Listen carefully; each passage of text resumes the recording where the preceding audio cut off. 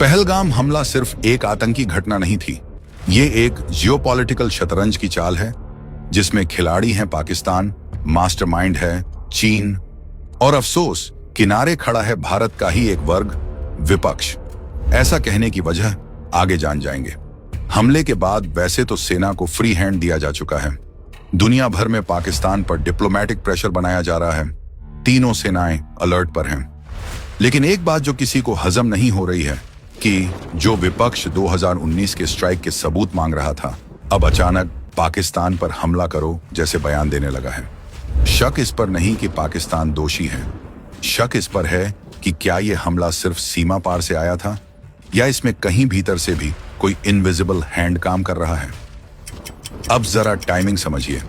मोदी सरकार ग्लोबल मंचों पर लगातार मजबूत हो रही है, पाकिस्तान आर्थिक रूप से दिवालिया है, चीन की BRI लड़खड़ा रही है, CPEC ठप पड़ा है, इंडो पैसिफिक में भारत एक मजबूत खिलाड़ी बन चुका है, अमेरिका ने चीन पर 245% टैरिफ लगाकर उसकी मैन्युफैक्चरिंग को झटका दिया है और अब कंपनियां भारत की ओर रुख कर रही हैं।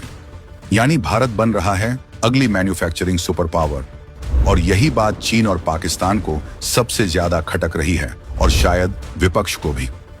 अब चीन अपने गिरते एजेंडे को सहारा देने के लिए पाकिस्तान का सहारा बना हुआ है और वैसे भी पाकिस्तान में अकेले इतनी हिम्मत नहीं कि वो भारत पर हमला करे, खासकर तब जब भारत में मोदी सरकार हो।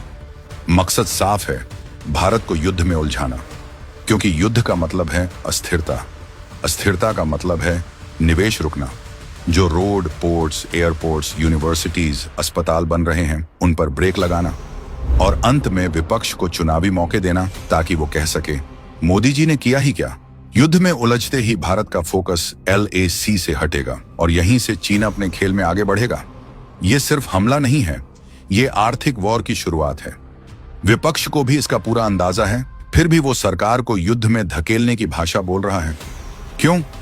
ताकि मोदी सरकार का सबसे बड़ा वादा, भारत को तीसरी सबसे बड़ी आर्थिक महाशक्ति बनाना, अधूरा रह जाए।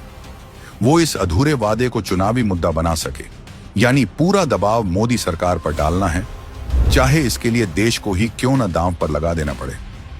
लेकिन उन्हें याद रखना चाहिए, ये वही सरकार है जिसने उड़ी के बाद सर्जिकल स्ट्राइक की, पुलवामा के बाद एयर स्ट्राइक की और हर बार जमीन पर जवाब दिया, बिना हो हल्ले के, बिना राजनीति के।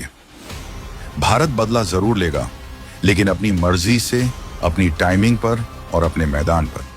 यह युद्ध का शंखनाद नहीं है, ये चुपचाप फतह की तैयारी है। इस बार भारत शिकार नहीं, शिकारी है।